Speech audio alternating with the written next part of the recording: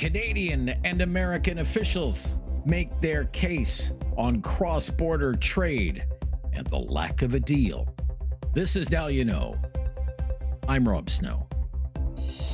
Going beyond the headlines. Now You Know with Rob Snow on News Radio.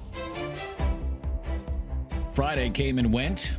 Now the August long weekend is in the rearview mirror, and still, there's no trade deal between Canada and the United States. Last Friday was President Trump's latest deadline for countries, including Canada, to reach trade deals with the U.S. But even before that deadline lapsed, Trump announced another executive order, increasing tariffs on some Canadian exports to 35%. Speaking this weekend in British Columbia, where he's been attending public events like Pride in Vancouver and meeting with Premier David Eby, Prime Minister Mark Carney sounded confident his government would eventually reach an agreement with the Americans. Canada's strong. We can give ourselves far more than anyone can take away. We're building this great country. I just met with the Premier, building BC, building Canada, building in a Canadian way, building sustainably, building together, building positively, and that's what we're going to do. And yes, we'll come to something with the Americans, something constructive with the Americans. Mr. Carney may have more to say on this in just about an hour or so. He has a news event taking place at a factory in West Kelowna that's supposed to start at 10:15 a.m. Pacific time. While the Prime Minister tours British Columbia, his main person on the trade file, Dominic LeBlanc, spent some of his weekend on the American political talk shows. Speaking from Moncton, New Brunswick on Face the Nation on CBS, LeBlanc said the two sides have found a lot of common ground. We believe there's a great deal of common ground between the United States and Canada in terms of building two strong economies that work well together. That's been the history of the 40-year free trade agreement that goes back to President Reagan. We were pleased the United States is respecting the terms of the USMCA agreement. That's vital, we think, to the cost of living and affordability, certainly in the United States. It's true in Canada as well. So we're going to continue to do the work. We left always with a better understanding of the American concerns in the trading relationship. Ambassador Greer, Secretary Lutnick engaged with us in constructive, cordial conversations. So we're prepared to stick around and do the work needed. When asked about Canada's counter tariffs and whether those would be eliminated to try and make a deal with the White House, LeBlanc wouldn't say if that's up for discussion. Prime Minister Carney, our new Prime Minister, has, we think, built a very business-like, respectful relationship with President Trump. We think that's obviously very important to Canada, and we think to the United States. We're dealing with, take, for example, the steel sector in Canada. It's a strategic importance to national security in Canada, as it is for President Trump and the American economy. We now have a situation where there's a 50% tariff. We're the biggest steel export market for the United States. Right. We have a 25% tariff. There's a 50% tariff when we want to sell something into the United States. So effectively, we're blocked from doing that. But the national security interest of Canada requires that we have a viable steel and aluminum sector. And my conversations with Secretary Lutnick and others are that therein lies an example where if we do the right work together. Minister LeBlanc mentioned Jamieson Greer, Ambassador Greer. He is the U.S. trade representative. He defended Trump's tariff policy, saying the status quo isn't acceptable to him and that Canada shouldn't have retaliated. Canada is subject to 50% tariffs on steel and aluminum, 25% tariffs on autos, and again, the 35% tariff on goods that don't follow the rules of USMCA. And early on, the president imposed a 25% tariff on Canada, and that was really about fentanyl and border issues, right? It's a separate regime from the reciprocal tariff. And what did Canada do in response? They talked about helping at the border, and I'm not the drug czar or anything. But what I do know, as the trade guy, is that Canada retaliated. The only other country in the world who retaliated on tariffs was the Chinese. And so if the president's going to take an action and the Canadians retaliate, the United States needs to maintain the integrity of our action, the effectiveness, so we have to go up. Speaking in Allentown, Pennsylvania, before boarding Air Force One, President Donald Trump claimed his tariff policies are raising hundreds of billions of dollars in revenue for the U.S. government. We have a lot of money coming in, much more money than the country's ever seen, by hundreds of billions of dollars. And there could be a distribution or a dividend to the people of our country. I would say for people that would be middle-income people and lower-income people, we could do a dividend. But one of the things we're going to be doing is reducing debt. But we have hundreds of billions of dollars pouring into our country now. We should have done this many years ago. And I did it in my first term with China. We didn't get to the rest because COVID hit. And you couldn't really go to France and Spain and Italy and say, let's start talking about some tariffs. But China was paying us hundreds of billions of dollars in tariffs, and we did it then. And then Biden screwed it all up. He screwed everything he touched, he screwed up. So, thank you. There are reports today that two members of Mark Carney's cabinet are in Mexico, the Minister of Finance, Francois-Philippe Champagne, and the Minister of Foreign Affairs, Anita Anand. They're supposed to be in Mexico today and tomorrow, meeting with Mexican officials on trade diversification. Last Thursday, Trump posted on social media that he and the Mexican president, Claudia Sheinbaum, had agreed to extend an existing trade deal for 90 days. No such extension was given to Canada. I'm Rob Snow. This is Now You Know. This is News Radio.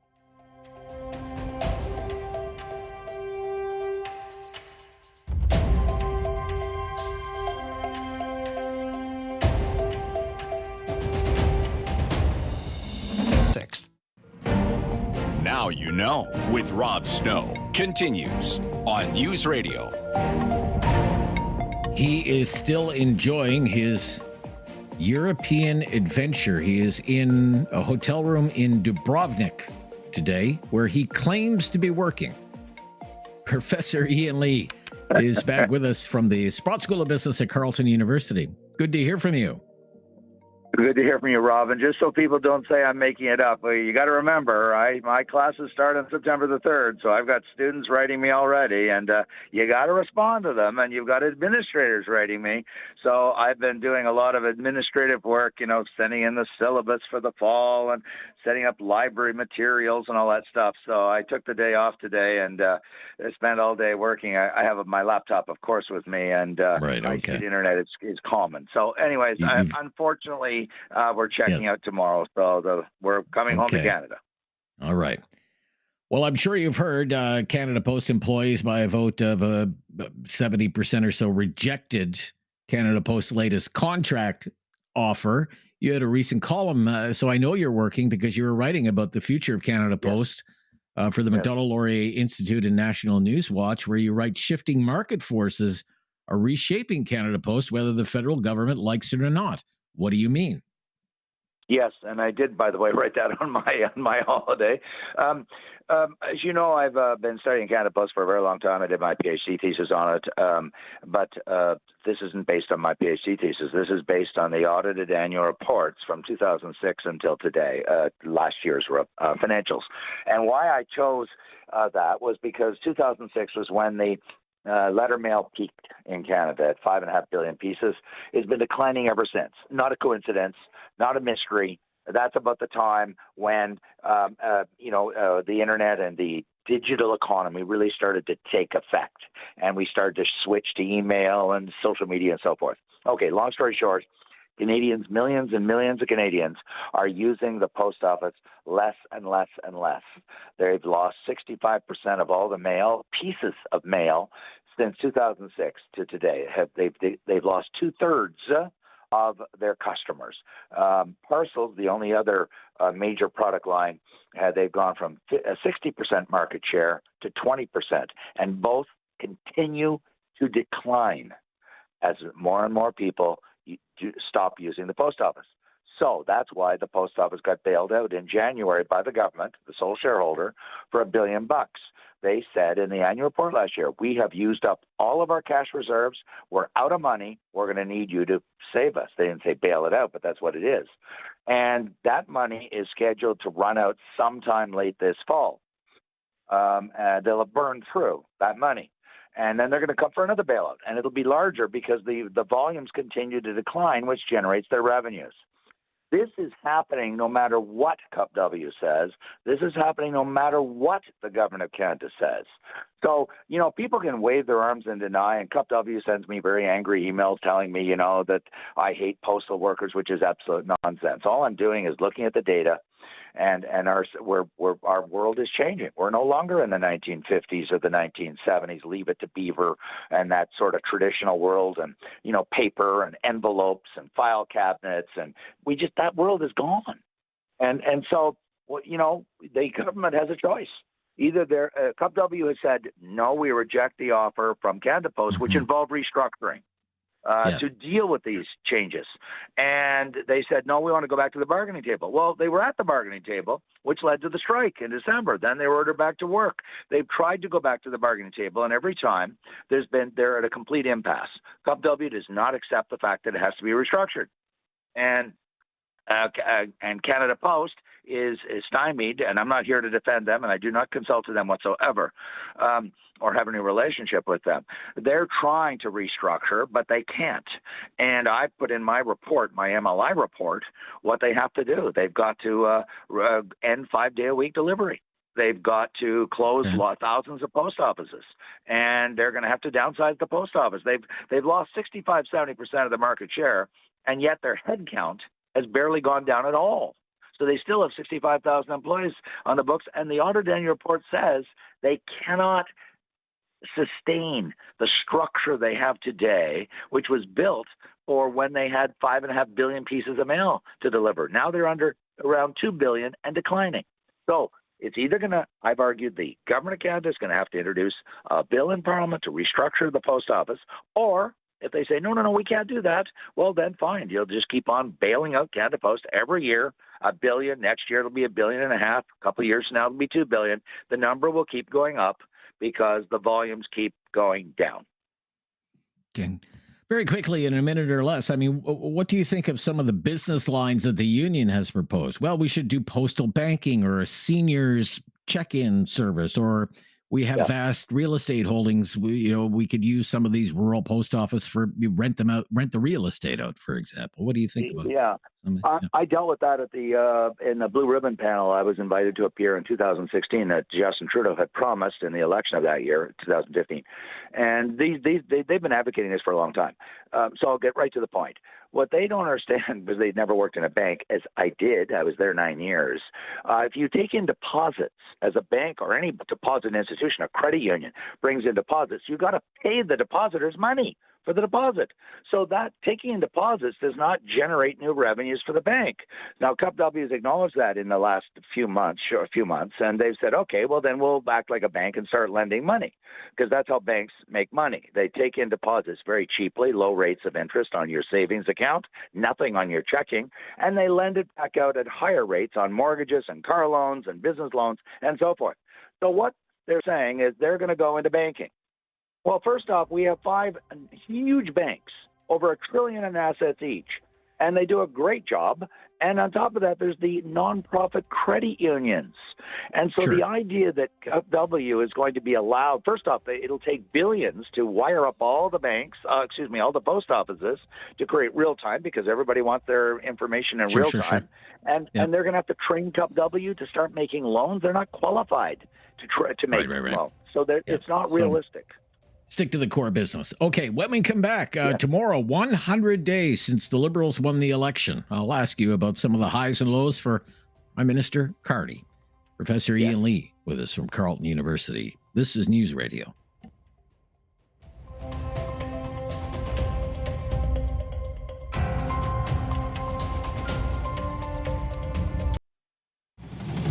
Now you know with Rob Snow continues on News Radio.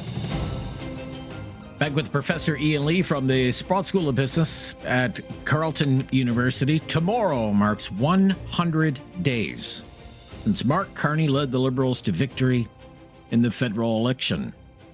We love this in politics, the first 100 days, So let's talk about the first 100 days, if you will, even though the cabinet wasn't sworn in for, I think, 2 weeks later. But what have been some of the highlights, some of the disappointments so far for Prime Minister Carney, in your opinion, Professor? And I think it's been both. Let's be very clear. I don't hide the fact that I'm a pro-capitalist, market growth type of a person. Some call it a fiscal conservative, but I don't belong to any political party or donate money to any political party, but I don't hide my leanings, First, let's give him full credit that he had the courage and the integrity to stand up and say, I'm going to reverse some of the worst policies that Justin Trudeau of his own party implemented. And, we're going to be an energy superpower. And he said, we're going to build pipelines, and yet to be seen if it's going to happen, devil's in the detail and all that stuff. But so far, so good. He's saying the right things and reversing some of the most pernicious and destructive and harmful policies of Mr. Trudeau and, yes, Mr. Guilbeault. So let's give him full credit there. Whether he will be able to bring Indigenous groups on board to get that, call it social license, whatever we want to call it, yet to be determined. So I give him full marks there for saying, look, bringing the Liberal Party back to the center, governing from the center, from the far left where Justin Trudeau took the Liberal Party, far more so than any other Liberal leader in the 20th century. So that's good news. Let's salute that. Where I have been disappointed is on the trade agreement, trade talks with Trump. I thought that, Prime Minister Carney has shown great leadership. I already said on the energy superpower and rolling, killing the capital gains increase, which was driving investment capital of the states, killing the carbon tax, and so forth. That was good. He's not, in my judgment, showing the same leadership on the trade file. He was the one who said elbows up, and he's substituting rhetoric and propaganda for substance. Let me explain that and unpack it. I realize that the polls show 75% of Canadians want him to stand tall and stand firm, don't give an inch to the Americans. Leadership calls for making tough choices and bringing the country along with leadership, explaining we can't go down that road. We are not $30 trillion. We are Pierre Trudeau's mouse. We are not the 5-ton elephant. We desperately must have a trade agreement with the United States. And he is not, I think, disclosing why they haven't got a trade agreement. And that's because the government has not agreed to compromise on those issues that are driving the Americans crazy. We know what it is. It's supply management. We know it's the Telecom Act that keeps out American telecoms from Canada. It's the 4 or 5 industries that are protected against American competition, from American competition. And I am predicting that until we give in on those, give in, call it whatever you want, we're not going to have a trade deal. And we should give in on those because those 5 protected industries are exploiting ordinary Canadians with much higher prices. And he should get out there and show leadership and say, look, Canadians, these protected industries, yes, I know that past Liberal governments did them, but they were wrong for Canada. They hurt Canadians. You've got to show that leadership. All right. We've got to wrap it up there for this week. Look forward to speaking with you when you're back on home soil. Back in Ottawa. All the best. Bye-bye. We'll be soon. Yeah. Professor Ian Lee in Croatia today. There is no question Rob won't get answered. Now You Know with Rob Snow continues on News Radio. The bill to the public for Canada to host a number of FIFA World Cup games is going to be very, very expensive. We have some new financial details. They've been released by Carson Binda, BC Director of the Canadian Taxpayers Federation. Carson, it's great to hear from you again. Thanks for joining us. Hey, Rob. Thank you so much for having me on the show today, sir. So when are these games in Canada? Where are they being played? Yeah, so next summer, 13 games of the FIFA World Cup are coming right here to Canada. 7 of those games will be played in Vancouver, where I'm sitting right now, with the remaining 6 going to Toronto. But hold on, folks, because those 13 soccer games are coming with one heck of a price tag attached. $1 billion this is going to cost taxpayers. That's a whole lot of money to be spending to host just 13 soccer games. Okay. So break that down a bit for us. How do you get at $1 billion? Absolutely, sir. So for Vancouver, this is going to cost $624 million to host those 7 soccer games. For context, that's about $1 million per minute of playtime. In Toronto, the soccer games are going to cost $380 million. But even if you don't live in Toronto or Vancouver, even if you don't live in Ontario or BC, you are still paying for these soccer games.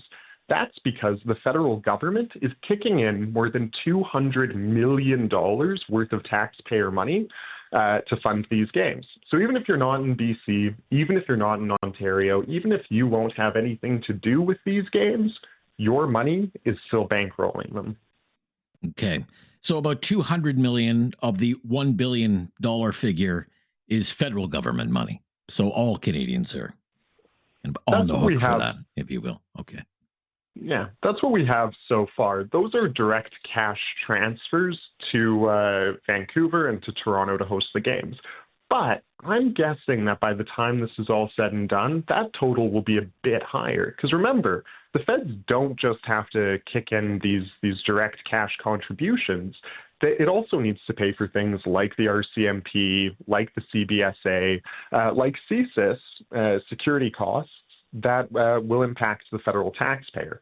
So that $200 million is what we have right now. But just wait, folks, because that could get a whole lot bigger before this is said and done. Plus, I mean, for people in Toronto or people in Vancouver, I mean, that is an enormous financial burden to shoulder for local property taxpayers, Carson. It's enormous. Yeah, you're absolutely right. And normal property taxpayers are going to be paying for these games through their property tax hikes.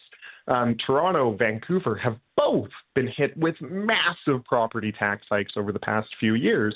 And a lot of that money is going to be going towards these World Cup games. But it's not just the property tax hikes that are paying for this. Both Toronto and Vancouver have also brought in new hotel taxes to pay for these soccer games.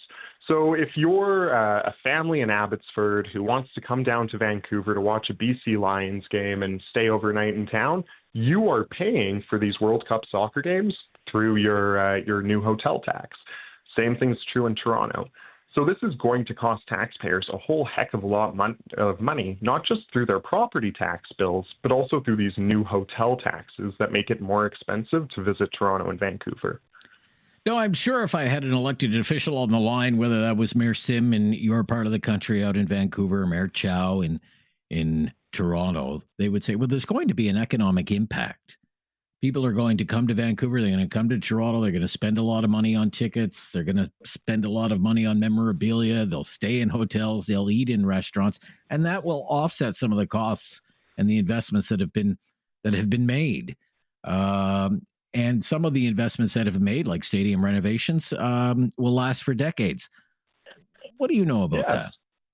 So I think that's certainly what Mayor Sim or Chow might say, but it's just not reflective of reality.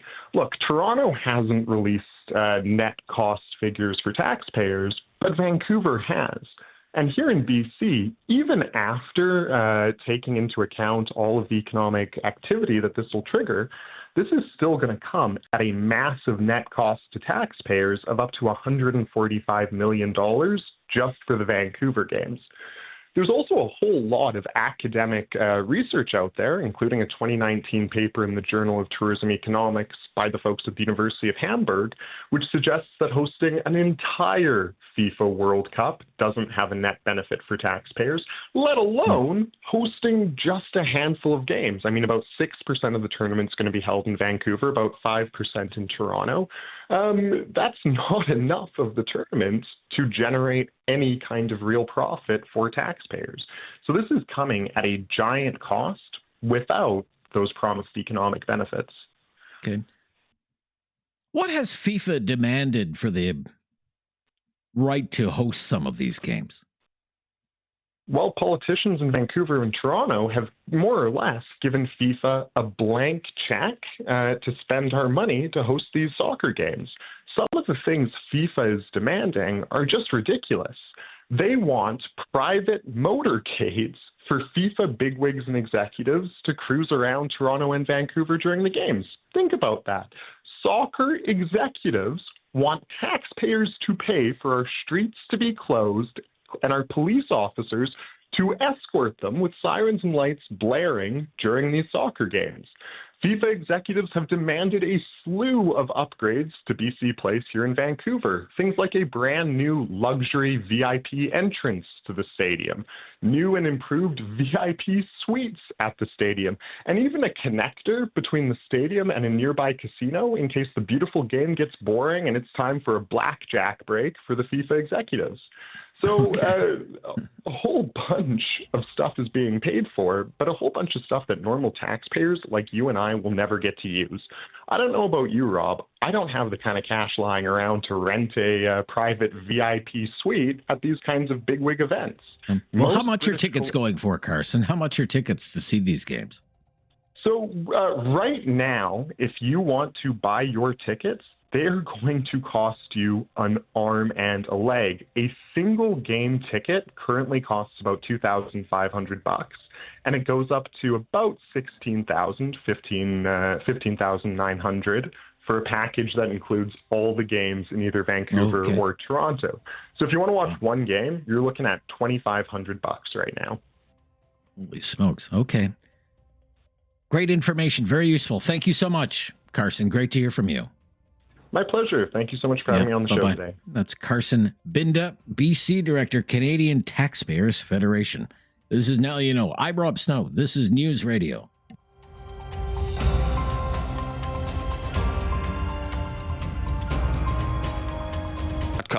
You have questions. Now You Know with Rob Snow has the answers. On News Radio. According to our next guest, social housing or deeply affordable housing, non-market housing, it's in a state of crisis in Canada. The stock of this type of housing is old. It's concentrated in the big cities.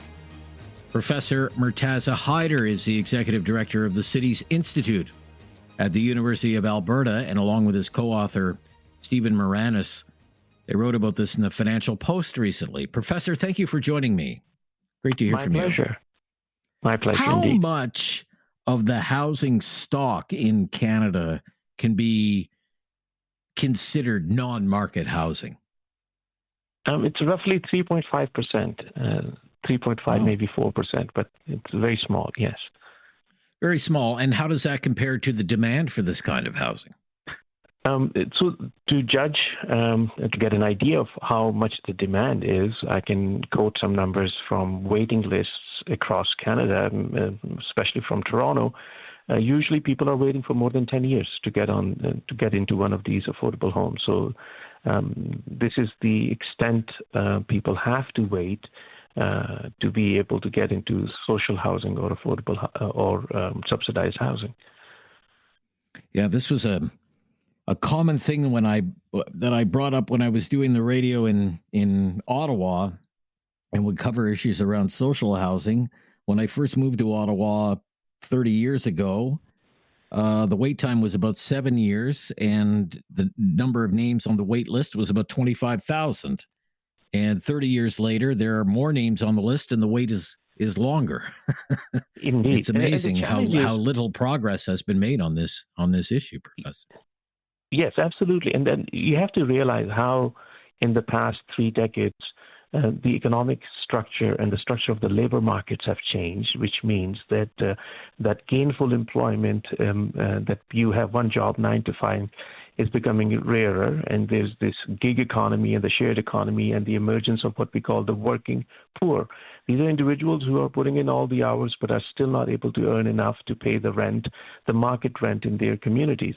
And that is creating this disconnect between the housing needs of the people who are working and are unable to pay. And then you also have this very large cohort where they may not be able to work. You think of single parents responsible for taking care of children, and they don't have the ability to work full time. Think about seniors who may not have deep pensions to pay for their time and their shelter costs. So you have various cohorts of individuals, and the most concerning for me in terms of its size would be the working poor. Not that the others are not important, just to say that the working poor, their numbers will grow in the future if we continue to grow the economy the way we are, with gig economy, and people are having 2-3 jobs, getting hours in one place and then driving somewhere else or moving somewhere else to get this other hours. These individuals will be necessary for the working of cities and places they live in.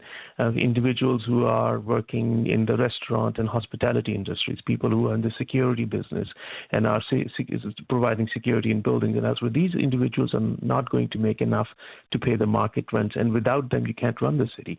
So it's not that you're doing a favor.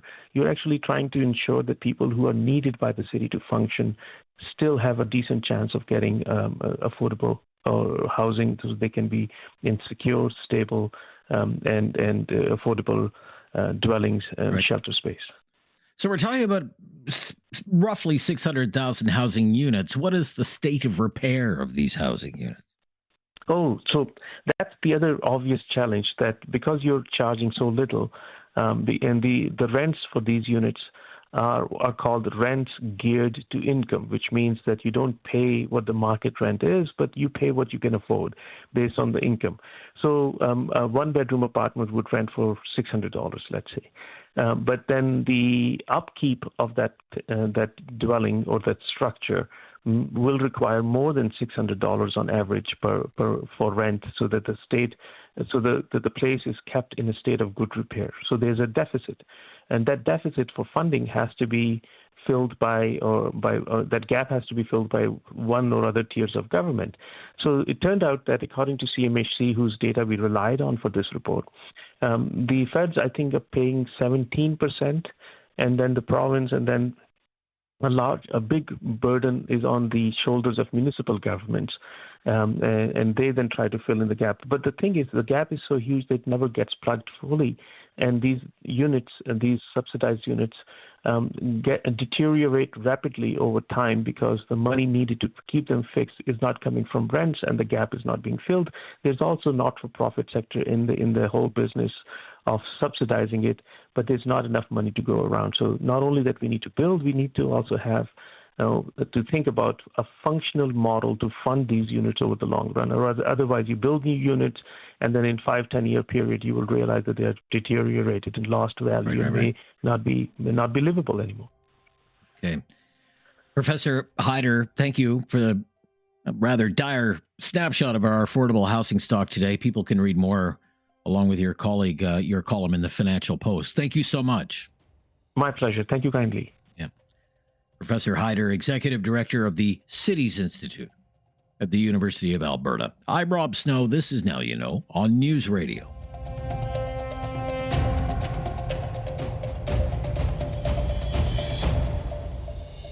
Agree.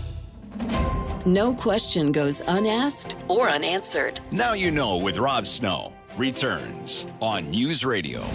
Yeah, back with you after the August long weekend. If you're ever looking for a podcast of our show, Now You Know with Rob Snow, we have a great new mobile app that will help you hear our show when you want to listen live or listen to the podcast. It's called the Seeker app. That's S-E-E-K-R, spelled S-E-E-K-R. The Seeker app, all kinds of exclusive audio that you won't hear anywhere else.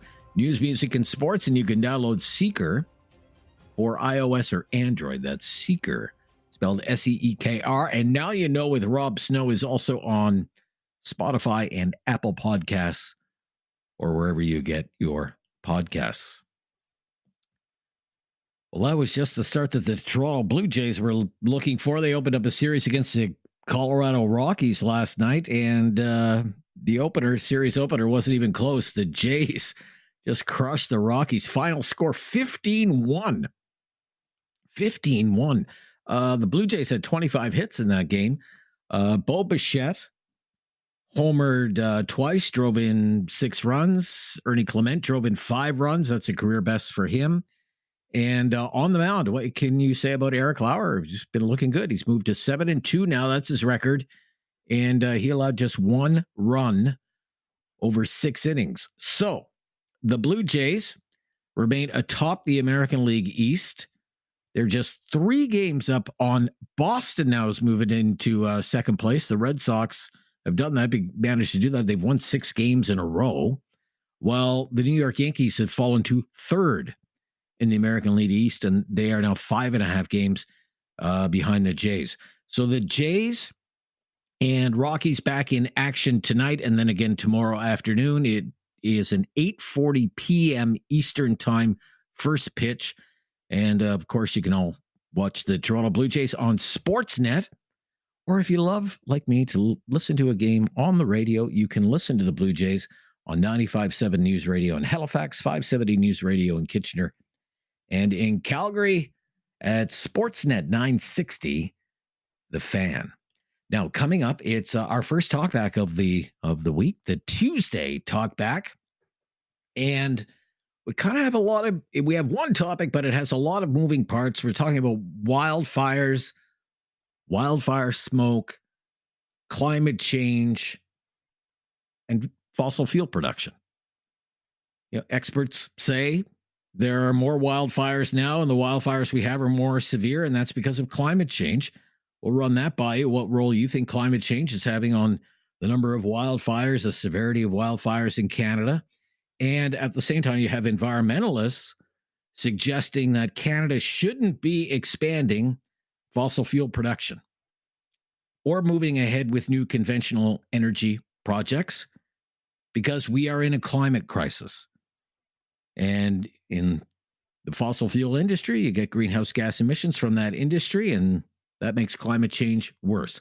Would like to know what you think about that, with natural resources projects seemingly having some momentum right now, whether that's LNG on the West Coast or the push for a new pipeline, maybe to the West Coast, maybe an Energy East pipeline, mines in Northern Ontario. What do you think about this? 1-833-668-2577. Wildfires, smoke from wildfires, climate change, fossil fuel production. We're going to kick that around for a couple of hours on Talk That right after the news on News Radio.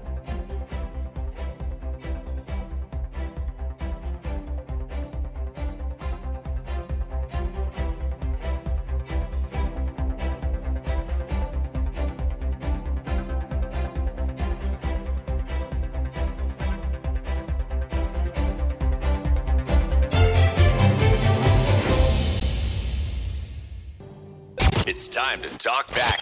On Now You Know with Rob Snow. Call now. And have your say. 1-833-668-2577. Welcome to Talk Back. It's 2 hours of debate and discussion on the big issues of the day. Today's topic: wildfires, smoke from wildfires, climate change, fossil fuel production in Canada. We hope you'll take part in all manner of discussion on this topic today. Offer an opinion, no matter what it is. 1-833-668-2577. It's been all over the news. Canadian wildfires, smoke from wildfires blanketing parts of Canada and the United States. And at the same time, calls from some in the environmental movement to do more to fight climate change and to rethink or even cancel altogether any plans in Canada for new development of the oil and gas industry because of fossil fuels, greenhouse gases, and its contribution to climate change. And we want to know what you think about it all. Our call-in line is 1-833-668-2577, 1-833-668-2577. Let me give you a sample of some of the news media. For example, in the Guardian newspaper, out of the UK, which is very well known for having a very hard left stance when it comes to covering climate change. This particular news outlet, the Guardian out of the UK, doesn't even call it climate change anymore. It prefers in its news reporting on the issue to use the term global heating. Whenever you read a news story in the Guardian, they call it global heating. They don't even call it climate change anymore. This is what it reported yesterday. quote here. Billowing smoke from hundreds of out-of-control wildfires, most of which are in the Canadian prairies, have caused severe air quality alerts across Canada and the United States. Detroit and the Canadian cities of Montreal and Toronto recorded some of the worst air quality in the world on Monday. More than 700 active wildfires are currently burning across Canada, and about 2/3 of them are now out of control. Most of the current fires that are causing the poor, smoggy air quality and reduced visibility are connected to warmer than average temperatures, drought conditions, decreased levels of snowpack, and low soil moisture, according to Natural Resources Canada. All of those are driven by global heating, Natural Resources Canada says. End quote. That's just one of the many news stories about this topic. This was in the International Business Times. Quoting here. Canada is grappling with one of the most severe wildfire seasons in its history, with more than 16.3 million acres burned across the country in 2025. This staggering figure, coupled with unrelenting heat waves, paints a grim picture of the country's environmental and health challenges and highlights the deepening impact of climate change. It goes on, quote, experts attribute the intensity and frequency of this year's wildfires to human-induced climate change.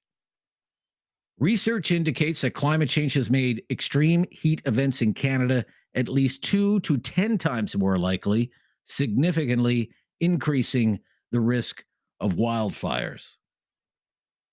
End quote.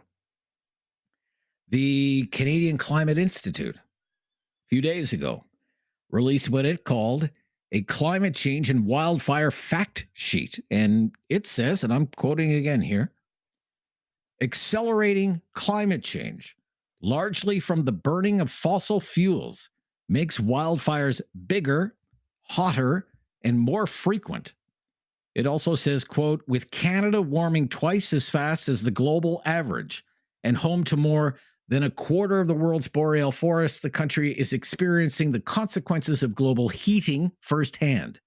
An overheating climate is making Canadian summers hotter and windier, with more erratic rainfall, including less summer rain in some regions. And it says, quote, scientists have warned that the consequence of climate change will only get worse as the concentration of heat-trapping gases in the atmosphere increases. Governments around the world, including Canada, must act immediately to reduce greenhouse gas emissions and limit global warming. That's from the Canadian Climate Institute. The problem with wildfire smoke has caught the attention of a number of Republican politicians in the United States. This is a new story out of NPR Wisconsin. Quote, with drifting smoke from Canadian wildfires causing unhealthy air quality in much of Wisconsin, some Republican state and federal legislators are calling for the Canadian government to shift its forest management practices. Experts say forest management practices, though, aren't the sole driver behind the fires, which have intensified in recent years due to climate change. U.S. Representative Republican Tom Tiffany told WPR Friday that both the U.S. and Canada need to change forest management practices to harvest more trees and adopt modern technologies that can detect fires very early on and suppress them. I would urge Canada to do that, he said. We're seeing events across Wisconsin being canceled. People are not able to go outside. Glenn Grothman, another Republican member of the U.S. House of Representatives, signed a letter to the Canadian ambassador, Kirsten Hillman, saying a key driver behind the Canadian wildfires is a lack of active forest management.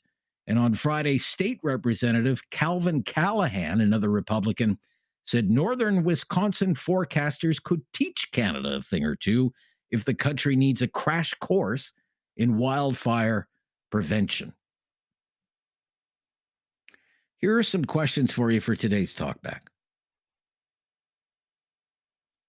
What role do you think climate change is having on the number of wildfires, the severity of wildfires in Canada? Experts say there are more wildfires now and they're more severe because of climate change. What do you think? 1-833-668-2577. And there are people in the environmental movement in this country who are proposing curtailing fossil fuel production in Canada because the emissions of greenhouse gases from that industry, its impact on climate change. Should projects, for example, like new pipelines or LNG terminals, maybe a natural gas pipeline to Atlantic Canada, be reconsidered because of climate change? Love to hear from you today on the topic. 1-833-668-2577, 1-833-668-2577. And if you've never called before, just mention that. It will make your call a priority. It's Talkback, first one of the week. And welcome to it. Love to hear from you. This is News Radio.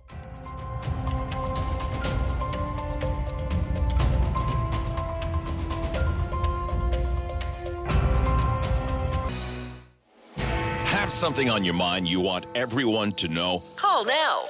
Hello. 1-833-668-2577. It's Talk Back on Now You Know with Rob Snow. Experts are saying there are more wildfires now. They are more severe because of climate change. What role do you think climate change is having on the number of wildfires and the severity of wildfires in Canada? And some in the environmental movement are suggesting Canada shouldn't be expanding fossil fuel production or moving ahead with new conventional energy projects because of greenhouse gas emissions from that industry and its role in climate change. Would you agree or disagree with that? Let's get into it today on the Tuesday Talkback. Up first is a first-time caller. Great to see that. Jeff in Calgary. Thanks for calling, Jeff. You're on the air. What's your opinion, please? I just think it's an insult to our intelligence, even for them to want us to even half believe some of the stuff they tell us about this climate change, perhaps. I mean, climate change is real, obviously, whatever. But, I mean, it's not, fires are not caused by climate change. They're caused by forest mismanagement, arson, crazy liberals out in the bush starting fires. You know, the world getting warmer by half a degree isn't going to light Canada on fire. I'm sorry. Okay. Well, they're saying it's warmer, it's drier. You know, there are drought conditions. You know, it's windier. They're saying. You know, and that this makes it more intense. The wildfires become more intense. But they're not throwing any more money at the intensity of the problem. They're taking away budgets and forest management people. Okay. So that seems kind of counterproductive to me. I mean, it's all political. It's getting pretty bad out there. If you're a liberal, you have to believe it's climate change. If you're not, you're a crazy conspiracy theorist. So I mean, there's only one side or the other you can be on. You can't just have common sense and think for yourself anymore. You have to follow the media and the government's crap. Okay, I would like to know what you think, because the environmental movement is really pushing back against this idea. You know, projects in the national interest, whether that's LNG or an Energy East pipeline, maybe Northern Gateway 2.0, things like this, because they're saying, well, look out the window and smell the smoke. You know, look at the wildfires. We're in a climate crisis. What do you think about that? I think they're using the climate or the fires as their biggest selling point for the climate change crap. But as far as projects, LNG would lower the carbon by so much if they just ship it off get it off our shores. You know, if they ship it to China and offset that coal market, burn LNG, we're solving more problems than we could ever solve by stopping our own production. We got to produce more of it, 100 times more of it. All right, Jeff, thank you. Very good first call. Thanks for getting us started this week. Another first-time caller is Keith, who's also in Calgary today. Hello, Keith. Good day. Hi, Keith. Thanks for taking good to hear from you, Keith. My pleasure, sir. Appreciate it. So, Jeff hit on the nail on the head, I think, when he said that really the biggest contributor to the climate problem is coal-based energy, coal-fired energy, I should say. And if we could just get LNG to China and to India and to a number of these very, very high emission producing countries, I think that we'd be much further ahead in cleaning up our environment. It isn't called Canada, global or Canada warming. It's called global warming. And it's my understanding that we represent less than 2% of the emissions that are creating this. It's about 1.5%, according to the government's own figures, total emissions. And then you run that by some people, and they say, well, our per capita emissions are much higher than that. Well, we don't have that many people. That's a good twist on statistics, and statistics are liars. But at the end of the day, let's go to the source of the problem. Why should we bankrupt our industry? Why should we kill our GDP? Why should we compromise to the extent that we are to save 0.5% of the problem, where we could be bolstering our industries and sharing them with the results with the world and creating, addressing the source of the problem? You and I both know that if we're continuing to deal with symptoms, then the problem will recur. If we get to the source of the problem, we can actually make a significant change and difference in creating solutions. I don't know. All right, Keith. All right. No, you're I take your point, Keith. Thank you so much for your call. You're a lot like the first caller in that regard, in your opinion. 1-833-668-2577. That's probably going to be a popular opinion today as we talk about wildfires, wildfire smoke, fossil fuel production, and the fight against climate change. It's Talkback on News Radio.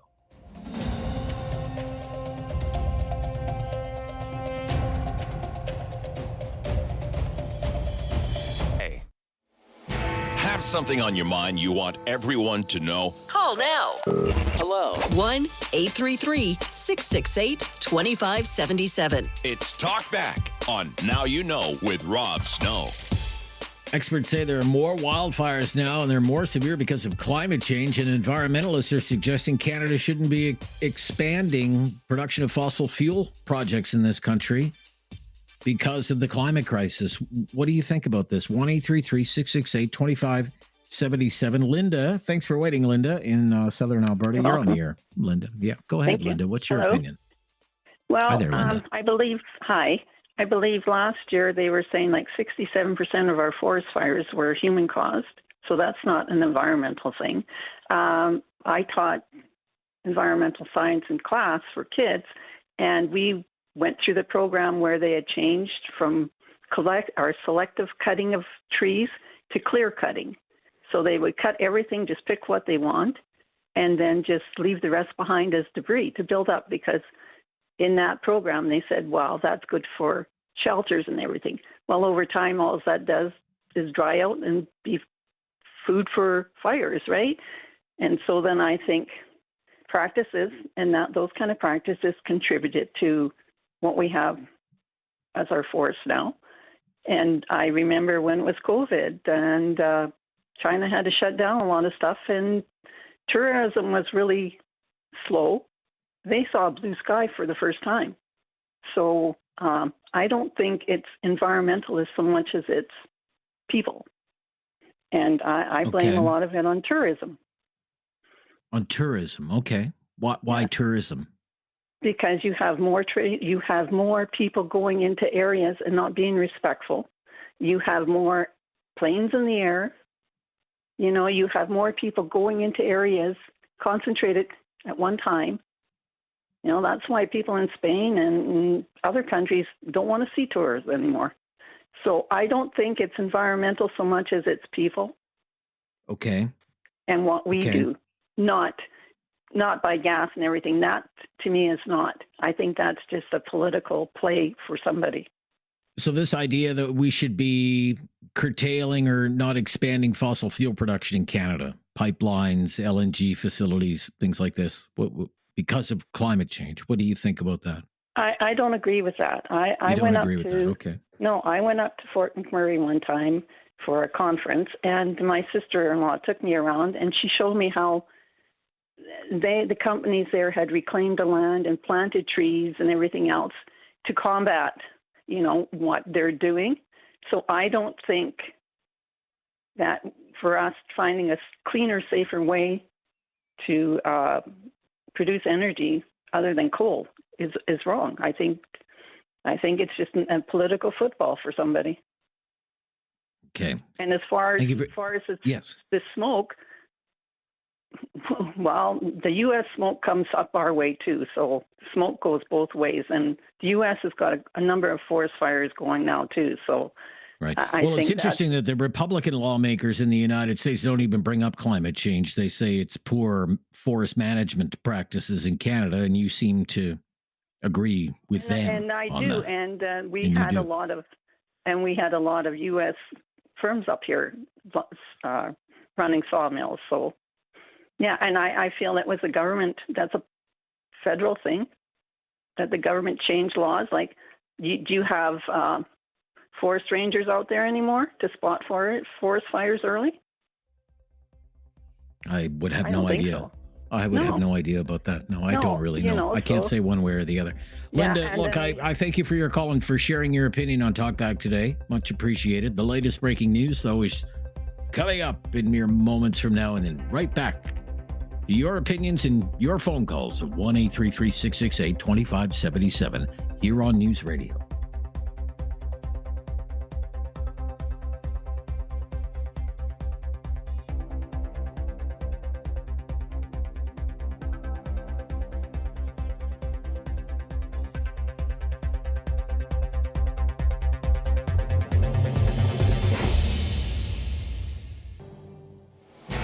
Something on your mind you want everyone to know? Call now. Hello. 1-833-668-2577. It's Talk Back on Now You Know with Rob Snow. We have experts warning that wildfires now happen with increasing frequency and they are more severe, and it's because of climate change. Love your thoughts on that. And we have people in the environmental movement suggesting Canada not expand fossil fuel development or move ahead with new conventional energy projects because we are in a climate crisis. And I want to know whether you agree or disagree with that as well on Talkback today. To Halifax, Nova Scotia, Rafe on the line today from Halifax. Hi, Rafe. Yeah, go ahead. How you doing? What's your opinion? Just great, Rafe. Thank you. Good. Well, I just think that it's almost impossible to deny what's going on with our climate.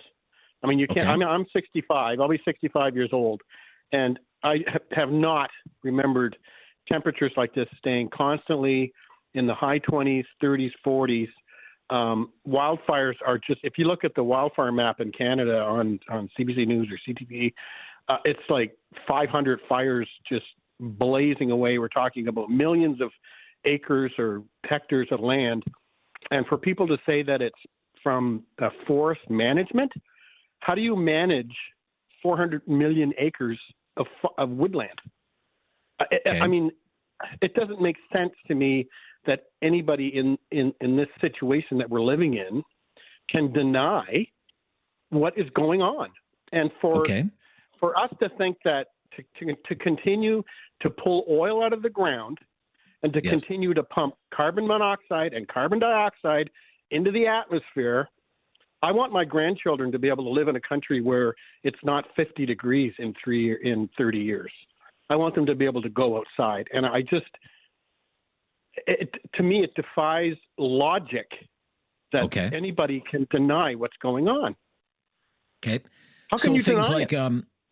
I'm not denying it. Northern Gateway 2.0, you wouldn't be in favor of something like that. Maybe some LNG Absolutely export not. terminals on the West Coast. I was reading on the weekend about something called the Eastern Energy Partnership, which is a lot about hydroelectricity from Newfoundland and Labrador, but also includes the expansion of a natural gas pipeline that would reach from Alberta to New Brunswick. You wouldn't be in favor of something like that either? No. Okay. Absolutely not. Why are we pumping hundreds, I don't know how much, we're talking hundreds of millions of dollars to build a pipeline to continue to cause our planet to heat up. Instead of spending hundreds of millions of dollars on a pipeline, let's spend hundreds of millions of dollars on new technology, wind power, solar power, hydropower. Even I live in Halifax. They've been trying for decades now to harness tidal power, even tidal power, wave power. There's got to be other. I mean, human beings are extremely ingenious in coming up with other ideas. Is that what we're doing? Is just saying, oh, oil's cheap, just keep pumping it out of the ground and just keep pouring carbon monoxide, carbon dioxide into the atmosphere. I mean, seriously, is that where we're at? That we don't look ahead? Like, look 20 years, 30 years down the road. 30 years down the road, Alberta will not have oil. There'll be nowhere to sell it. And I hope it's before that. I hope it's within 10 years. Okay. Absolutely. I mean, Okay. there are other technologies that we can use to produce energy, to run our cars, to heat our homes. All right. I have you down. You're probably the minority opinion today, Rafe, but I appreciate you sharing that opinion. I was hoping somebody would express that opinion today, and you have. We do have to move along, though, to Paul in Cambridge. Let's take Paul's call here. Hello, Paul. Good morning, or good afternoon, actually. Good afternoon where you are, yes. Your first caller had some excellent points, except he said something about one of the causes of forest fires was liberals in the bush. Now, we know that's not accurate because liberals live in concrete jungles spread out across Canada. They sit there in their concrete jungles and their high-rise condos and whatnot and complain about everything that's going on. I just went, I was on vacation for the last couple of weeks.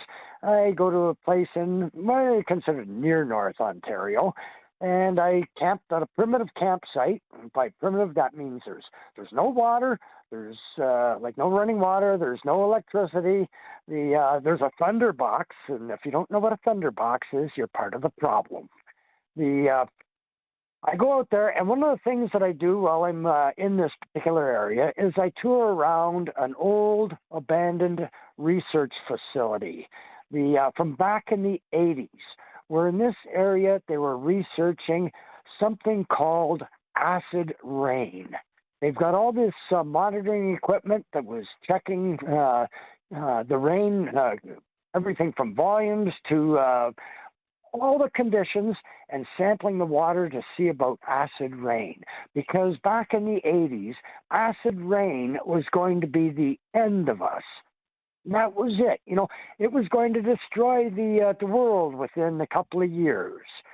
So that was back in the 80s. And then, well, you know, that research facility is no longer used because guess what?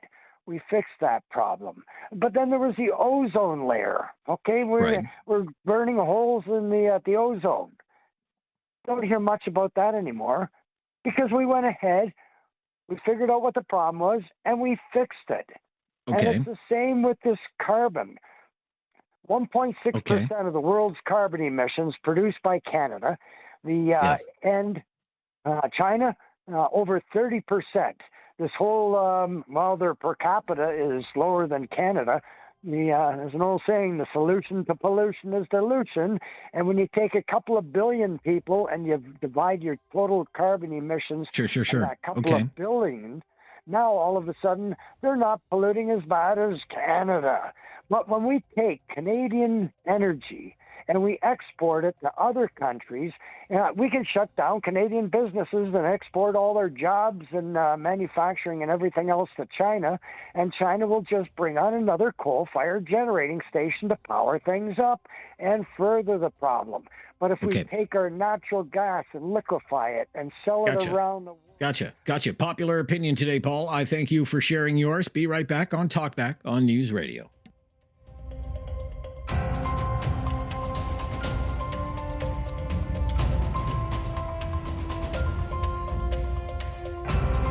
Now.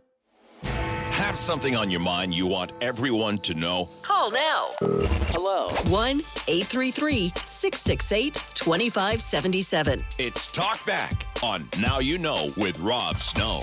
Experts say there are more wildfires now, and they're more severe because of climate change, and environmentalists are suggesting Canada shouldn't be expanding the oil and gas industry in this country because it's a climate crisis. 1-833-668-2577. Diane in Calgary. Thanks for waiting, Diane. You're on the air. What's your opinion here, Hi, Diane? Rob.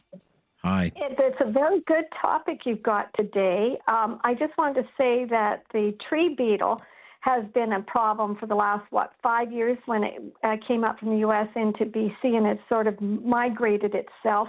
A lot of provinces need to clean up the dead brush and trees after there's a fire. Danielle in Alberta cleaned up all around Jasper, and she cleaned out around Fort Mac. And she called trees down by Banff and Lake Louise and K Country as well, so we wouldn't have any problems going forward. I just want to say your caller from Halifax was extremely passionate. Unfortunately, his passion is misdirected, in my opinion. He should be directing it towards China, who has the highest amount of emissions, and India, the second highest due to their high methane. And everybody needs to keep in mind, a lot of these groups who come after the oil industry are paid by the U.S. If you recall our pipeline, they had demonstrators down in B.C. demonstrating. All of them were paid by the U.S., and isn't it ironic? California got the contract for shipping oil to Japan instead of Canada, which is what we wanted. And the federal government is going to seriously need money from Alberta, B.C., Saskatchewan's oil, LNG, and minerals to even get an attempt of getting out of debt. And I think that's what Carney's thinking about. He's so far in debt. There has to be a way out, especially for our children, our grandchildren, and so on. And when you look at some of the solutions like the windmills, a lot of European countries have given up on them and dismantled them because they're not consistent. They're not 100%. Even in Southern Alberta, some weeks we go without wind. And the latest thing that made me realize the EVs are not exactly perfect is that Matson ship that caught fire because he was shipping, or the builder or whatever you call them, the shipper, was shipping EV vehicles. And you can't put them out as easy. And fire says if a EV car catches fire, they have a heck of a time putting it out because it's so much worse than gasoline. And my final question is, where are we going to put all this stuff? People are worried about the oil that's really being taken care of and really need to come and take a look at Alberta. Where are we going to put all these lithium batteries? Where are we going to put the EV batteries? You know, that's a greater pollution. Okay, thank you, Diane. Thank you. I want to fit in another call. I believe we have, is it Reza in Calgary? Reza? No? Can you hear me? Reza? Yeah, Reza? All right, let's put that caller on hold and try Ed. Yeah, can you hear me? I'm here. Is that you, Reza? Yes, I don't know if I come through clearly right now or not. You sound fine. What's your opinion on the topic, please? Go ahead.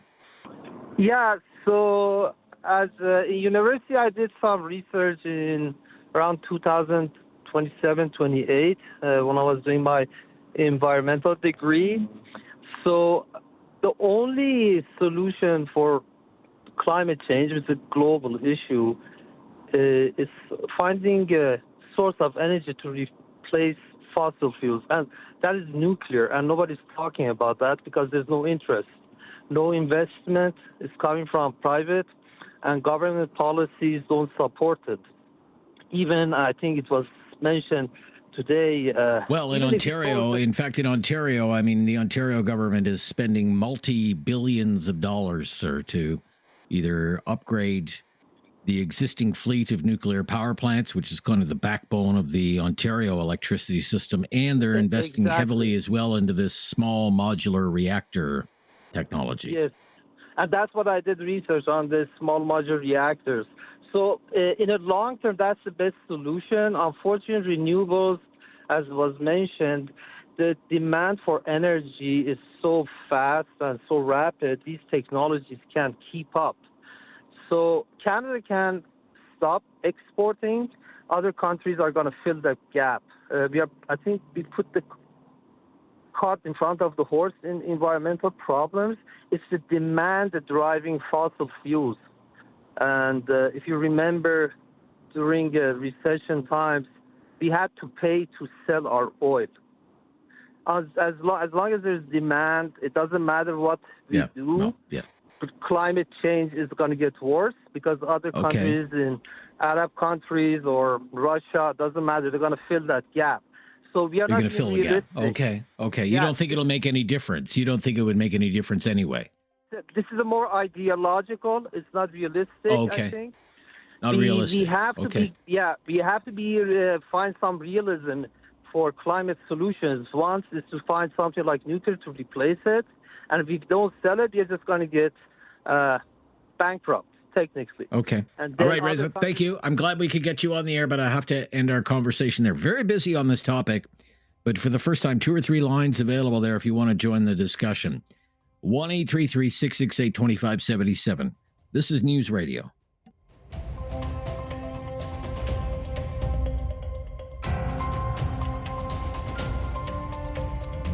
Agree. Have something on your mind you want everyone to know? Call now. Hello. 1-833-668-2577. It's Talk Back on Now You Know with Rob Snow. Wildfires, smoke from wildfires, climate change, fossil fuel development in Canada. We're talking about that today on Talkback. Your thoughts, please. Ed in Nova Scotia calling today. Hello, Ed. Hello, Rob. How are you? I'm good, Ed. Thank you. What's your opinion, please? I think we have to get our priorities straight first. Okay. We need to save the planet. We need to save ourselves before we save the planet. The big crisis right now is the trade war we have with the U.S. I think the oil and gas industry is going to bail us all out of this. What do you think? Well, I'm just asking the questions. I'm just asking the questions. I mean, experts are saying that, there are more wildfires, been a terrible season, 16 million hectares burned as of today. There's 700 fires burning in Canada today, and it's all over the news. It's because of climate change. And that's leading environmentalists to say, well, you shouldn't be expanding the fossil fuel industry in Canada. You shouldn't be thinking about building more pipelines or building more LNG gas facilities. All you need to do is look at wildfires. This is climate change in action. And I'm just asking people whether they agree with it or not. I do not. I don't agree. The environmental movement needs to rethink that we need oil and gas in this country, and it's the only way to get out of this trade war with the U.S.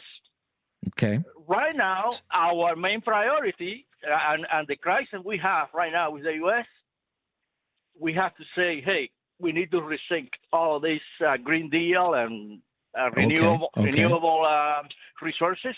For now, we need to drill, baby, drill to get out of this. Drill, baby, drill. Okay. Ourselves first. We need to save ourselves first before we save the planet. So, for example, you're in Nova Scotia, Ed, right? So your premier there has said, well, we have a moratorium on fracking in Nova Scotia, and his government is thinking about lifting that. Nova Scotia, he's going to lift all the restrictions. Lift restrictions, for example, for exploration offshore, for offshore oil.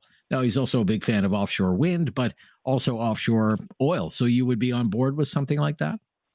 I will be completely on board with that. We need to use our natural resources to get ahead. To get ahead, okay. Ahead, because, come on, it's like you're thirsty and we have water. Plenty of water to drink and we are thirsty. We need to develop this country and we need to use our natural resources. Okay, but there are some environmentalists who are saying if we were to do that, we would be contributing to climate change. Well, we have to do it in a safe way. In a safe way. So we can, Well, I agree with their concerns, but we need to do it in a safe way. We need to use our natural resources to develop the Canadian economy. Full stop. You know, we cannot rely on solar or wind or tidal power. We can't rely on that. We need to use oil and gas. Full stop. Full stop. And I've got a full stop right here. But thank you. That was a very busy hour, everyone, with jam-packed phone lines. Let's see if we can repeat that in the second hour, which is coming up on Talkback right after the latest breaking news. I'm Rob Snow. This is News Radio.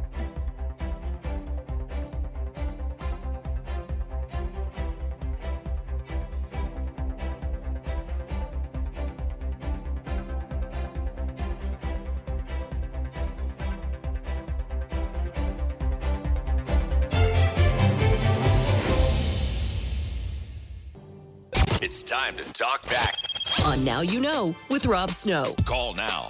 And have your say. 1-833-668-2577. And welcome to hour number 2 of Talkback. I'm Rob Snow. Wildfires, smoke, lots of smoke from wildfires in this part of the country. Climate change, fossil fuel production. We've been kicking this around today here on Talkback, with experts saying there are more wildfires now. They're more severe because of climate change. And environmentalists suggesting Canada not expand fossil fuel production or move ahead with new conventional energy projects like LNG export terminals, pipelines, because of greenhouse gas emissions and the role that greenhouse gas emissions play in climate change. That's what we've been talking about and gathering your opinion. And let's get right back to it with Hugh, who's up first in hour number 2. Hello, Hugh.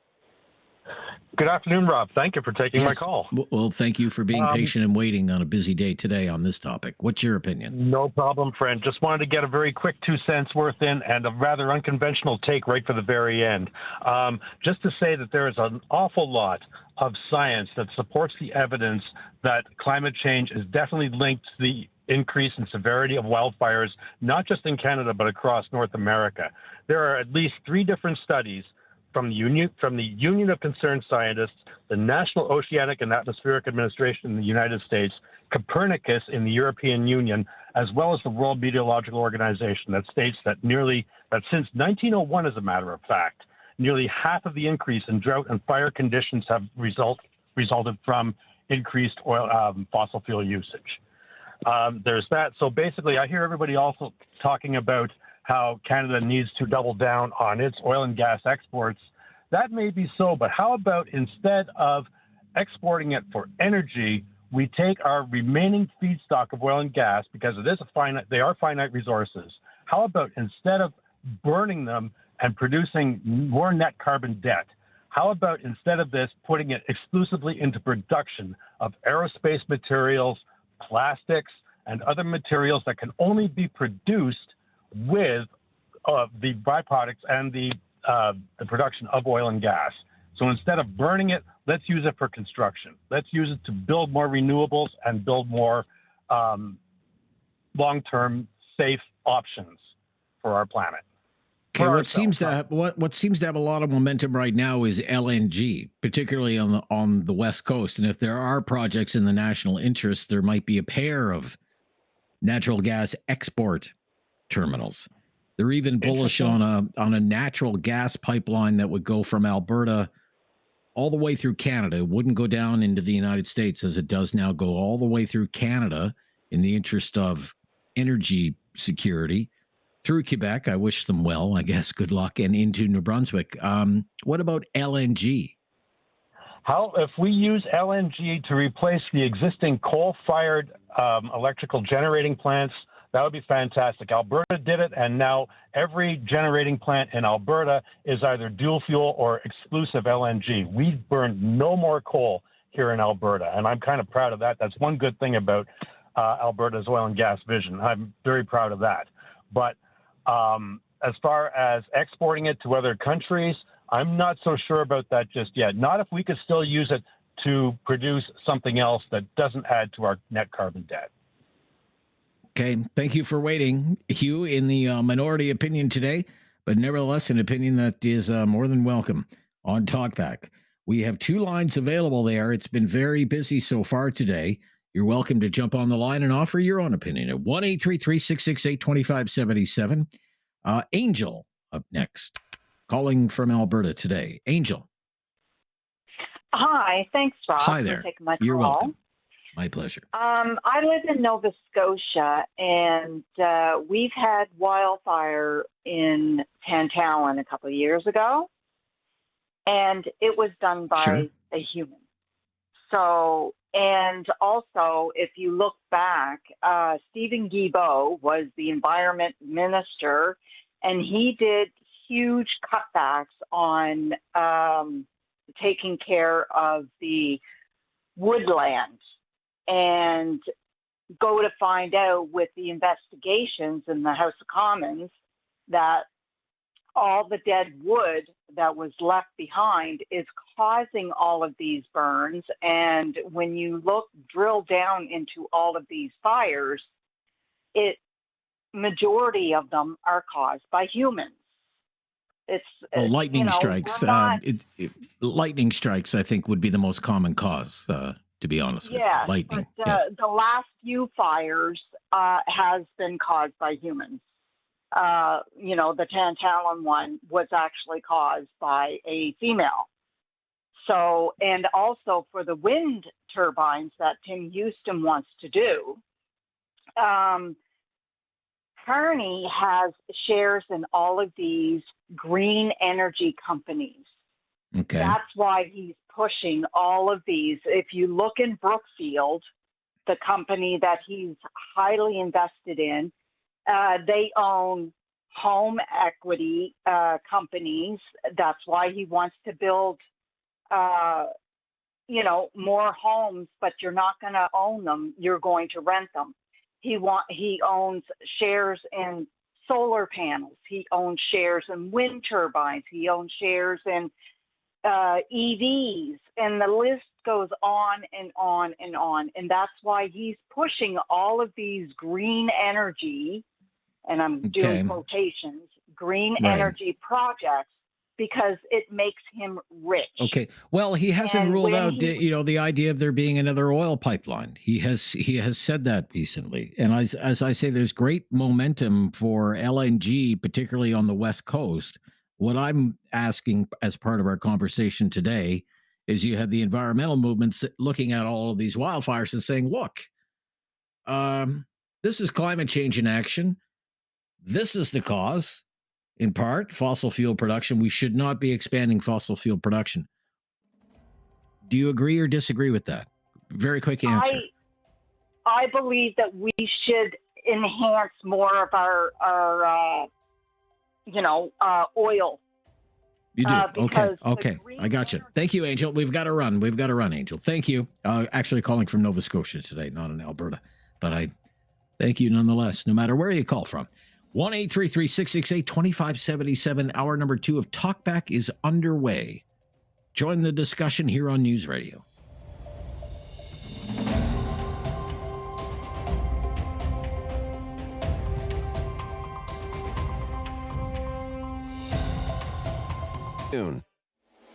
Have something on your mind you want everyone to know? Call now. Hello. 1-833-668-2577. It's Talk Back on Now You Know with Rob Snow. On wildfires, climate change, on energy production in Canada. Let's keep the conversation going with Jonathan up next. Thank you for waiting and being patient today. Jonathan, you're on the air. Rob, good morning. Hi, Jonathan. Thank you for taking my call. You're welcome. What's your opinion? I just want to give my opinion on the wildfire itself. Because climate change is if we connect the dots on that one, it's like a chicken and egg topic. I just want to react on the wildfires. To me, wildfires right now is not an ordinary wildfires. I agree for the previous callers that this is the number one suspect of this one or factor is the human activity in the forest. And I'm a commercial truck driver, Rob. Okay. I've seen from Hope to Princeton. I've seen people flying drones. I've seen that one instance. On Highway 16 from Edmonton to Prince George, I've seen also people flying drones. And even in Washington area, I've seen people flying drones as well. And also in Washington area, I also saw a tree struck by lightning. It's been damaged by lightning.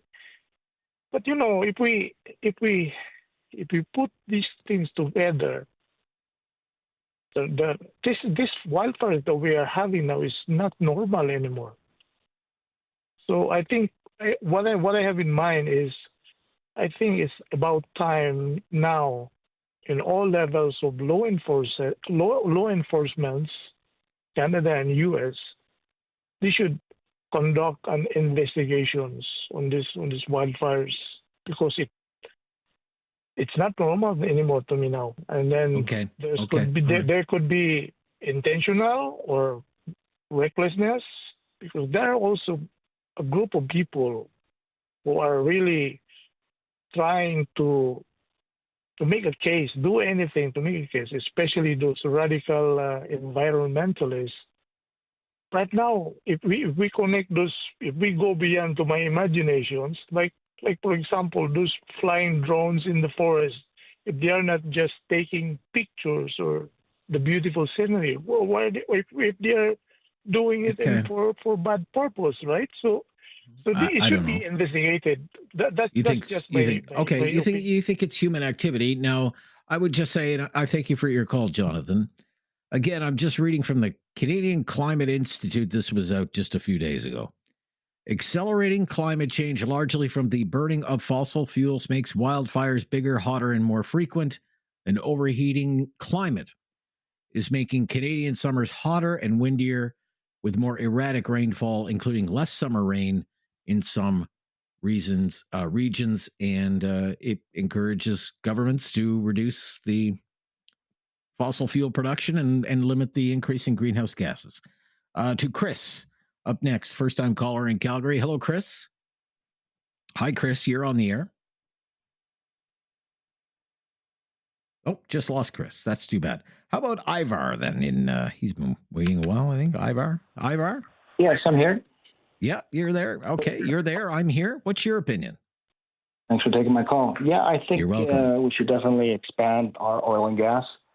Okay. Might sound biased being from Calgary, but I have absolutely no belief that the government is giving us right options or the right ideas.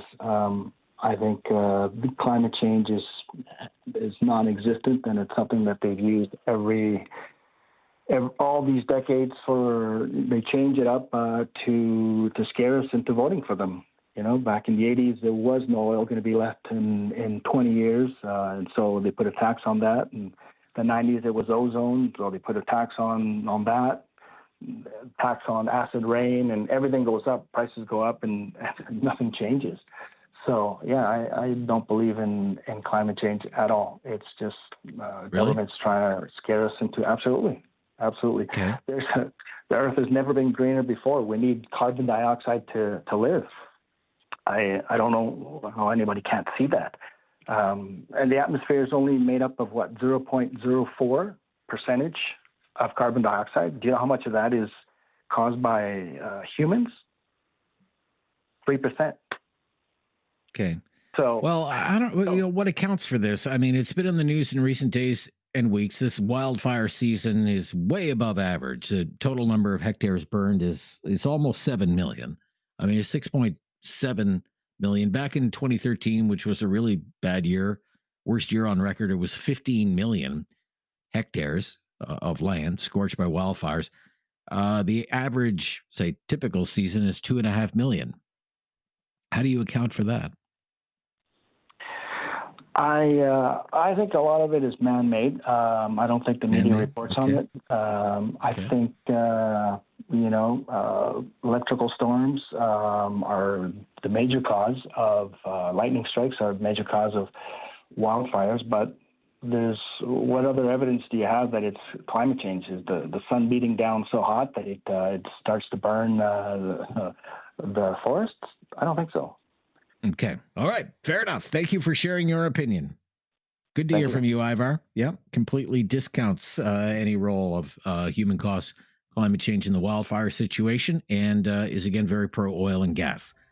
What's your opinion? 1-833-668-2577. Maybe you share that opinion. Maybe you have the totally opposite take. We'd love to hear from you today on Talkback here on News Radio.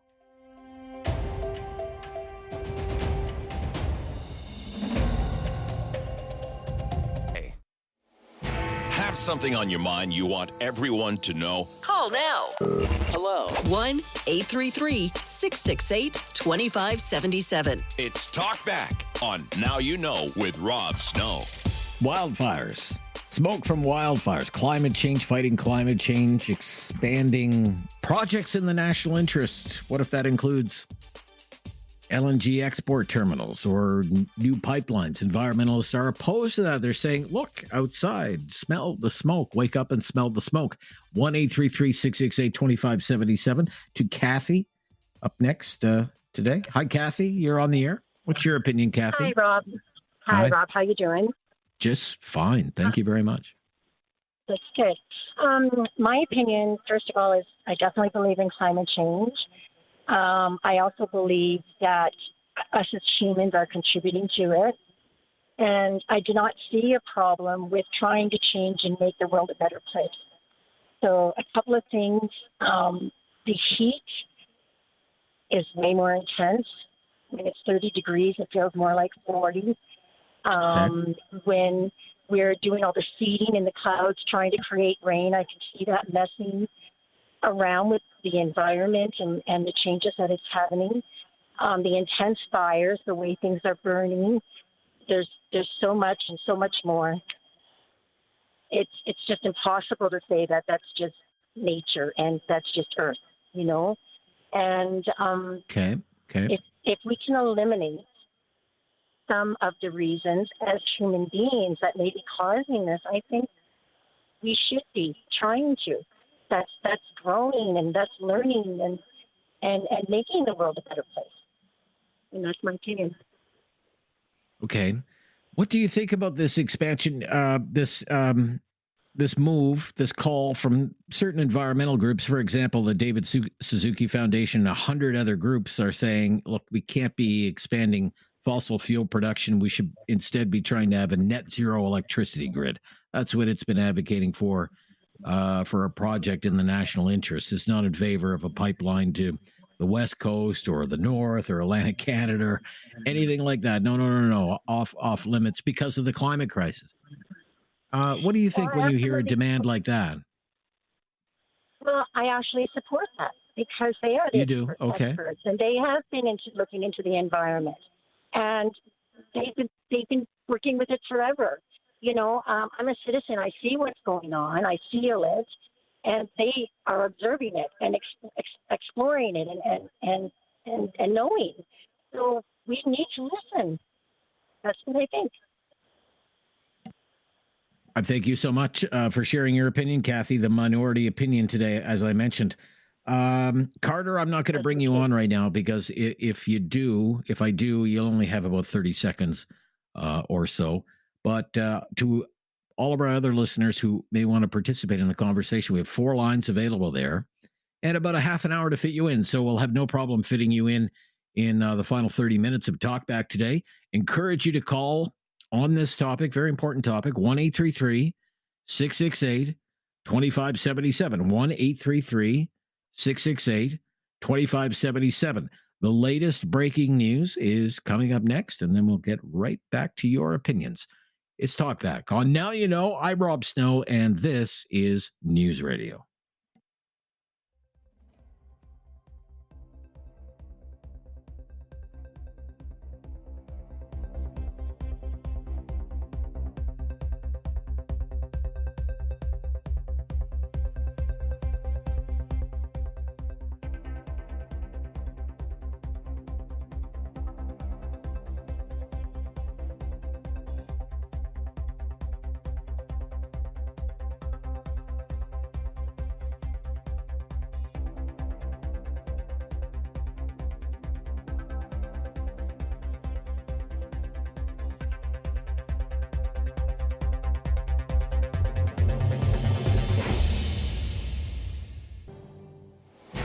Have something on your mind you want everyone to know? Call now. Hello. 1-833-668-2577. It's Talk Back on Now You Know with Rob Snow.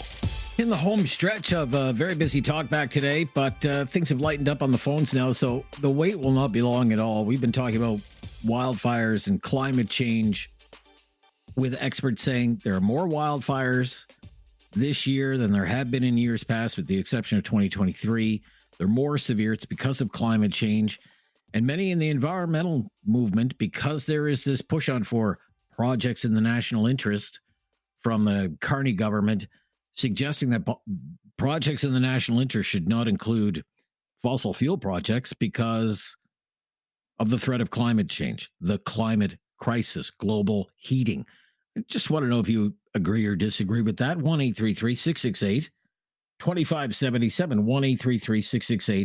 1-833-668-2577. Sharon in Ottawa up next. Sharon. Hi there, Sharon. Hi, Rob. I haven't talked to you in a long time. Well, it's great to hear from you. You can still get my blood boiling with your subject. Okay. On the subject of climate change, I'm sure humans have some effect, but there's so many other things that are factors. And just using that, I don't think is good. And trying to say we've got to get off fossil fuels, well, there's no good alternative.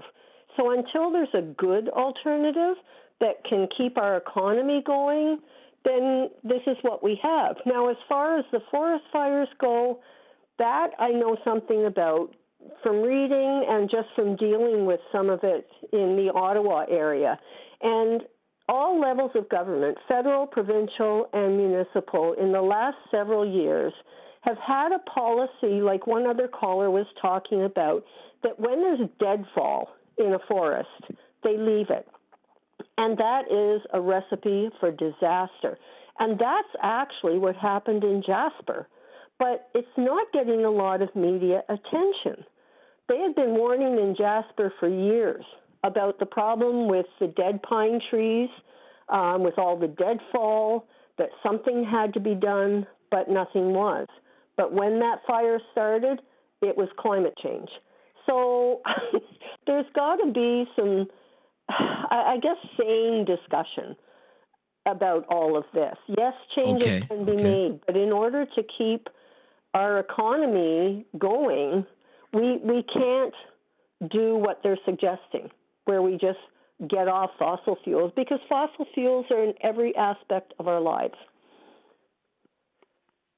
Okay, thank you very much, Sharon, for sharing your opinion. Now, the leader of the Conservative Party, Pierre Poilievre, of course, he's still on the hustings, still trying to win a seat in a by-election campaign in that safe Conservative riding, what's viewed as a safe Conservative riding, Battle River Crowfoot.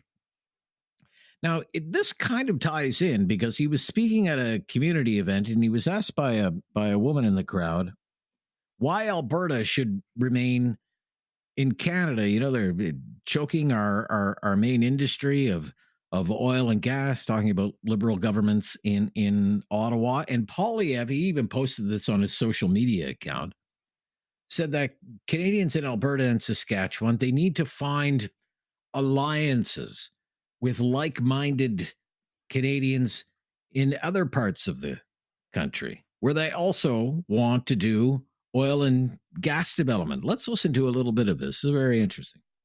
A very fair question. I frankly understand the frustration that people feel. The Liberals in Ottawa have told the West to pay up and shut up. They've attacked Alberta and Saskatchewan's biggest industries of agriculture, oil and gas, to name a few. And they have transferred massive wealth out of this region. So all of those concerns are legitimate. The question is, how do we deal with it? I believe the answer is in building alliances with like-minded Canadians across the country. So, for example, Alberta and Saskatchewan should lock arms with Newfoundland, which wants to repeal C-69 so that it can double its oil production. Newfoundland got off equalization by producing offshore oil. Now they want to do gas. We should lock arms with them to do that. You have the First Nations communities along with the British Columbia coast that want to build at least a half dozen LNG liquefaction plants to take Alberta's gas, liquefy it, put it on a ship, send it off to 2.5 billion customers in Asia, and get $14 for a million metric British thermal units instead of $3. That would bring home tens of billions of dollars of wealth for our people across the oil and gas regions of this country. We should team up with the people in the Greater Toronto area who want to see a massive crackdown on crime by toughening up the criminal justice system, because they're seeing the chaos in their streets. We should build alliances with, and you might be surprised to hear me say this, Quebec wants to have a smaller, weaker federal government so that they can have more autonomy over their provincial decisions. We should team up with them and say every province, including Alberta and Saskatchewan, should have more autonomy by having less power concentrated in Ottawa. So again, that's Pierre Poilievre, leader of the Conservative Party. He was out at some kind of community event while campaigning in this by-election in Battle River, Crowfoot, that is scheduled to take place August 18th, but very heavy on, natural resources production, and his encouragement being, team up with like-minded Canadians in Newfoundland and Labrador, where they want to be an oil and gas superpower in Newfoundland and Labrador. It wasn't the cod fishery that, transformed the economy of Newfoundland and Labrador. It was the offshore oil industry, and also partnering with like-minded. They're not all going to be like-minded, of course, when it comes to First Nations politics, but First Nations were not only interested in approving natural resources projects in their territories, but also want to have an ownership stake in it. So any idea of curtailing or reversing fossil fuel production in Canada because of a climate crisis, very much a non-starter, of course, for the leader of the Conservative Party running in that by-election. More of your calls just ahead, 1-833-668-2577. If you've never called before, we'd love to hear from you for the very first time. Just mention that to us and we'll make your call a priority. It's Talkback on News Radio.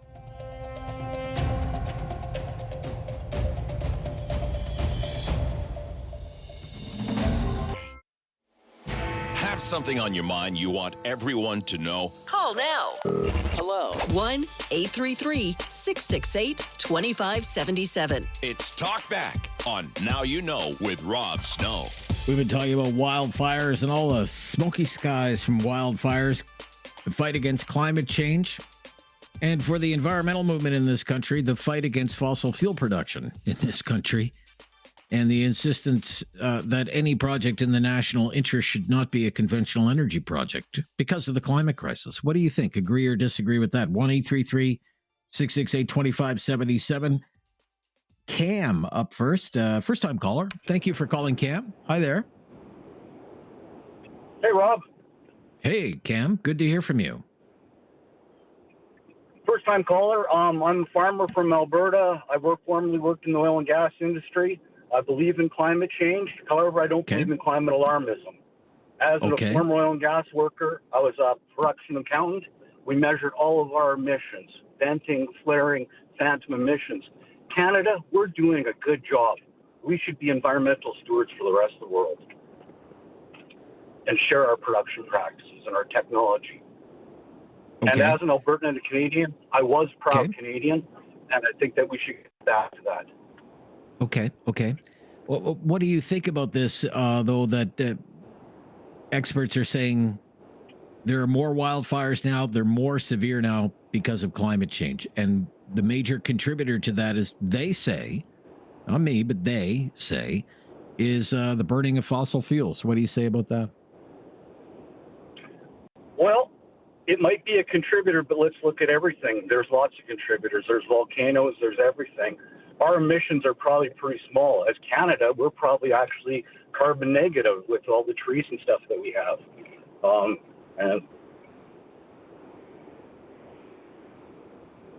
Yeah, it is it is a carbon sink. Our forests are a carbon sink, but according the Canadian government's position on whether Canada is, say, a carbon sink net is that we're not, and that our emissions exceed whatever carbon sink we have available. That's the official position of the government, anyway. Okay.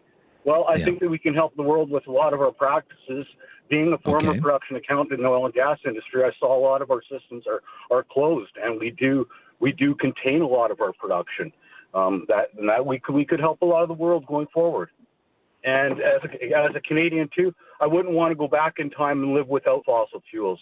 They have added so much to the prosperity of our existence and survival. Okay, very interesting. Thank you so much, Cam, for your call. Great to hear from you today.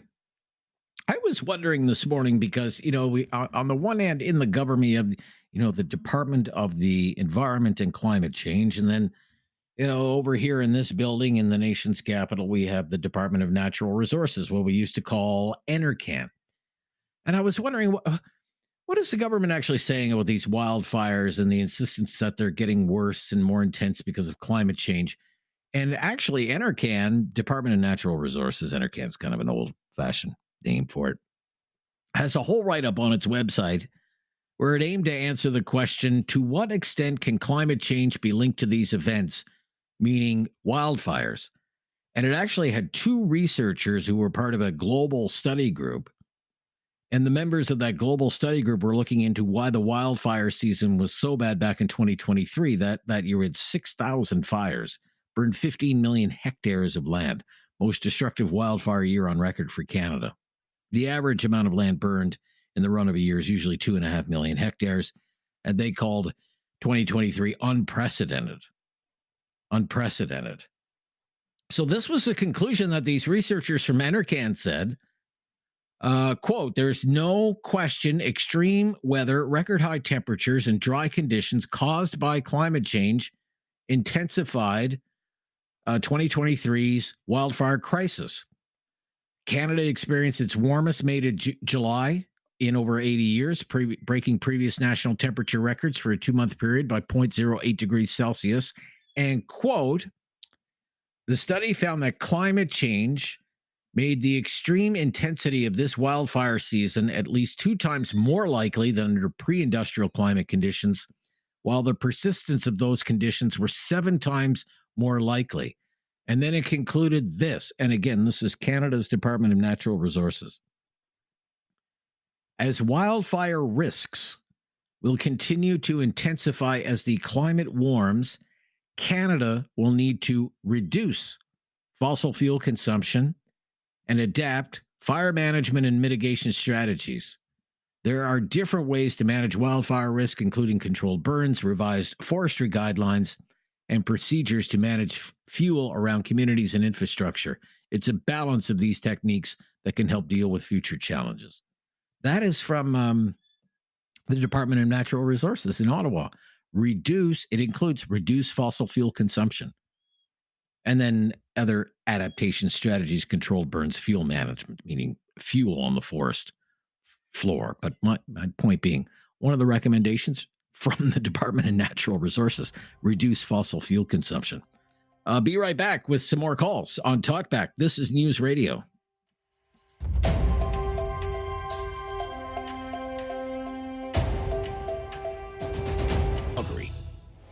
Have something on your mind you want everyone to know? Call now. Hello. 1-833-668-2577. It's Talkback on Now You Know with Rob Snow. All right, let's try and fit our final few callers in here on Talkback today. Chris up first. Hi, Chris. You're on the air. First-time caller. Hi, Rob. Hey, my name is Chris. I'm calling from Calgary. I'm a retired forester. Okay. I have a few different points that my previous callers had. They were very good. But my point is early detection.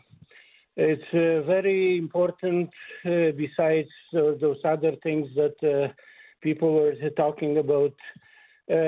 Boreal forest fire in boreal forest expands about 7 kilometers an hour. So you can imagine if you're late, you're late. It's too late. And it's too late. Okay. Yeah, I was talking to high-level, official here in Alberta from the natural resources and the forestry, and they always say, capital investment. And I say one hectare of good productive timber will pay for early detection system like cameras and everything. They say capital investment is something that they have to stick with. But sometimes there is a disconnection between actual foresters and Forest Service and the politicians.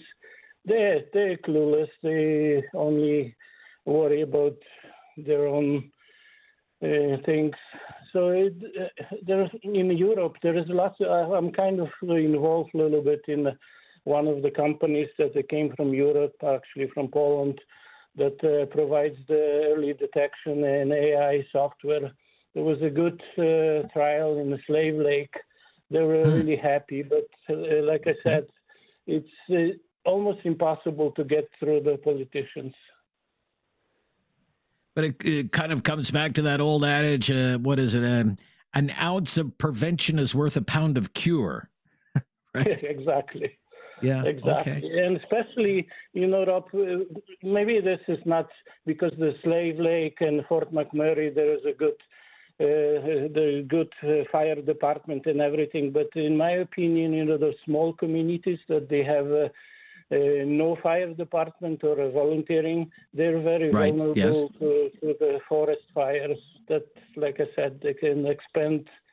There's almost, I had the impression, almost like the politicians say they have a Putin way of fighting forest.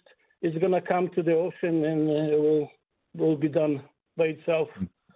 Okay. All right, Chris. Thank you. Thank you. I want to fit in one more call here. It's Jim, another first-time caller today. Hello, Jim. Hello. How are you today? Just fine, Jim. We only have about a minute and a half here, so let's get right to it. Okay.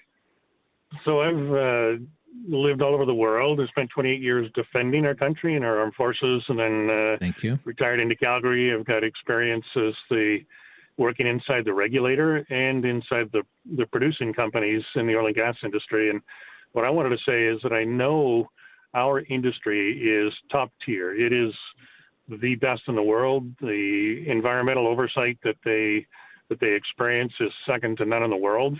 And, it just disappoints me to keep hearing people say, look, we just need to shut this down. It's not going to, there's one atmosphere that surrounds this earth. And unless we get the whole gang on board, all we're doing is shooting ourselves in the foot.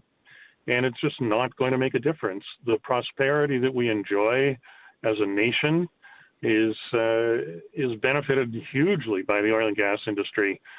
They're top tier. Trying to shut them down makes no sense whatsoever. Okay, thank you very much. Very well said, and I like how you came right to the point. That's very useful for us as well. Look, thank you, everybody. Great discussion today. Really enjoy the varying opinions on this topic. We'll be back tomorrow, brand new topic, and more of your calls and more of your opinions, and always the latest breaking news comes up next. This is News Radio.